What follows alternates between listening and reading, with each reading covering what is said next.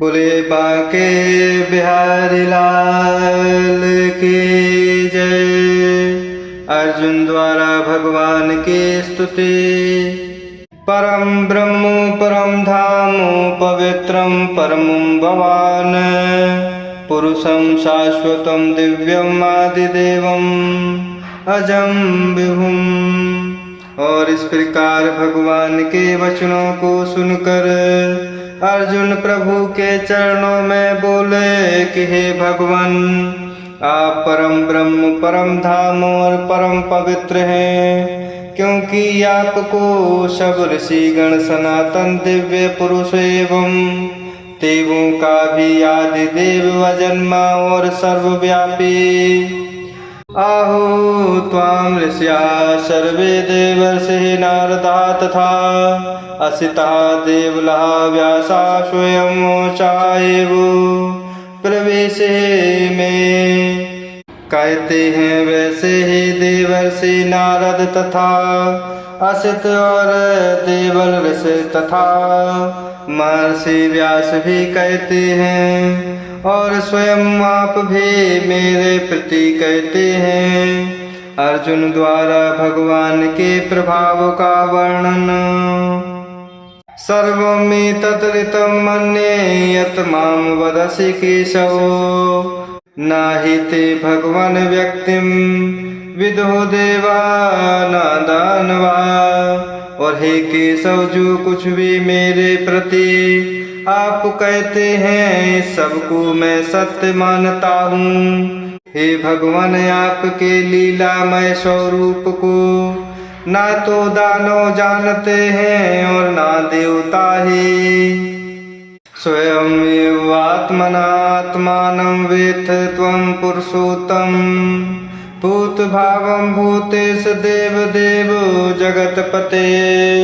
हे भूतों को उत्पन्न करने वाले, हे भूतों के ईश्वर, हे देवों के देव, हे जगत के स्वामी, हे पुरुषोत्तम, आप स्वयं ही अपने से अपने को जानते हैं। भगवान की विभूतियों को जानने के लिए अर्जुन की इच्छा वक्तुं महर्षि अशेषेण दिव्या हि आत्मविभूतया या भी विभूतिभिः लोकान् इमान् त्वं व्याप्तिष्ठसि।